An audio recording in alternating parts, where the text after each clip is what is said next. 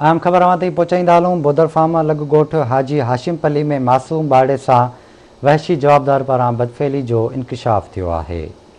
अवां खे अपडेट कंदा हलूं। अहम ख़बर आहे त बोदर फार्म लॻ ॻोठ हाजी हाशिम पली में मासूम बाड़े सां वहशी जवाबदार पारां बदफ़ैली जो इंकशाफ थियो आहे। मुतासिर बाड़े जे वारसनि जो नौजवान झालो मेघवाड़ ते बदफ़ैली जो इल्ज़ाम लगायो वियो आहे ऐं इंसाफ़ जी अपील कई वई आहे। अवां खे अपडेट कंदा हलूं। अहम ख़बर आहे त बोदर फार्म लॻ ॻोठ हाजी हाशिम पली में मासूम बाड़े सां वहशी जवाबदार पारां बदफ़ैली जो इंकशाफ थियो आहे। मुतासिर बाड़े जे वारसनि नौजवान झालू मेघवाड़ ते बदफ़ैली जो इल्ज़ाम लगायो आहे। तफ़सील मालूम कंदासीं बोदर फार्म आवाज़ टीवी जे रिपोर्टर जानिब दिलवानी सां। जी जानिब, कहिड़ा अपडेट्स आहिनि?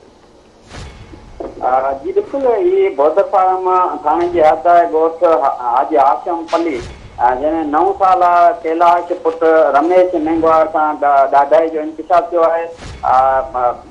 जेको उनजो वालदा आहे उन मीडिया ॿुधायो आहे त जेको पाड़े जो नौजवान आहे उनजो झालो पुट लूणो मेघवाड़ जेको उन ॻोठ ॿाहिरां वठी वञी नींगर सां बदफ़ैली कई आहे। इन बदफ़ैली जी जेका उहा ख़बर हद जी पुलिस हुते पहुतल आहे। जी ठीक है, वॾी महिरबानी अवां जी अपडेट करण लाइ।